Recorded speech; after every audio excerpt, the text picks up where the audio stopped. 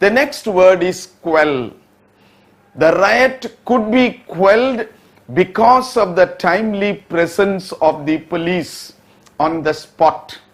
Now, quell is bring under control, to bring under control. Now, the opposite of that, the antonym of that should be to make someone do something violent. And that is the word incite. Quell is to control, incite is to instigate someone to do something. So, incite and quell are antonyms. Progress is the forward movement, improvement. Therefore, the backward movement is the antonym, and that is the word reversion. Reversion and progress are the antonyms of one and each other. Vivacious, 15. Vivacious is a person who is lively, who is bubbling with enthusiasm and humor. Lively is the first option, but it is the synonym. A person who is not vivacious is dull. So, dull and vivacious are antonyms. Copious. Authorities ensured copious flow or inflow of water in the river for irrigation purposes. Copious means plenty, abundant, more than required. So, copious, the antonym should be less in quantity, inadequate. The word here is option E, scarce.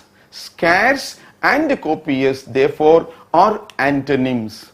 In 17, illicit. Very often we hear illicit liquor caused the death of so many innocent people. Illicit liquor is that which is produced unlawfully, that which is not permitted by law.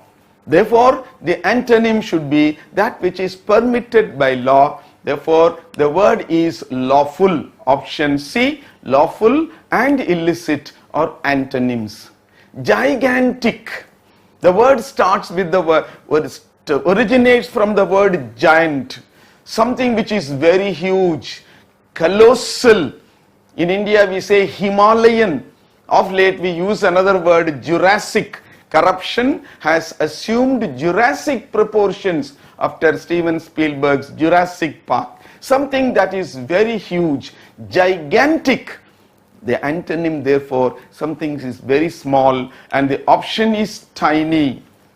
The 19th, charming, something which is attractive, something which makes people go to it. The antonym should be something which will repel people from coming to it. Something which will make people despise it. Attraction, repulsion. Charming, repulsive. Option A is the antonym of repulsive, is the antonym of charming. The next word is diligent. Now, diligent means one who works hard, hard working. They say in every classroom we have two types of students, the hard working students and the hardly working students. Now, diligent students are the hard working students. Now, the antonym of diligent should therefore be one who does not work hard, one who does not work at all. The option is lazy. Lazy is the antonym of diligent. In sentence 20, ascend, which is a very simple word. You have got the obvious choice, go up. Therefore, climb is the synonym. Now, the correct antonym of ascend is descend, come down or climb down. Now, 22nd, escalate, that which goes from lower level to higher, that which has a movement, upward movement. Escalate, the prices are escalating. Now, that which does not move forward with the movement is arrested. We call it retard. Retard is stop the progress. Therefore, the antonym of escalate is retard. We have the next word, trivial. Trivial is something silly, something which is insignificant, unimportant. Therefore, the correct antonym should be important. Important and trivial are antonyms. Now plump. Now plump is a synonym. It is sort of an euphemism for the word fat. If you tell a lady, "Auntie, you are fat," the usual reaction expected is, "How dare you say that?" But if you say, "Auntie, you are plump," the reply would easily be, "Is it so? Thank you." But remember, plump and fat have the same meaning. Plump is a mild word in place of fat. And remember, plump and fat, they are used only with reference to human beings. Now, the opposite of that is you have to choose between thin and slim. Thin is not the opposite of fat. Thin is the antonym of thick. But a person who is not fat, the correct option is slim. So slim and plump are antonyms. That brings us to the last question, ostensibly. Ostensibly means as it appears.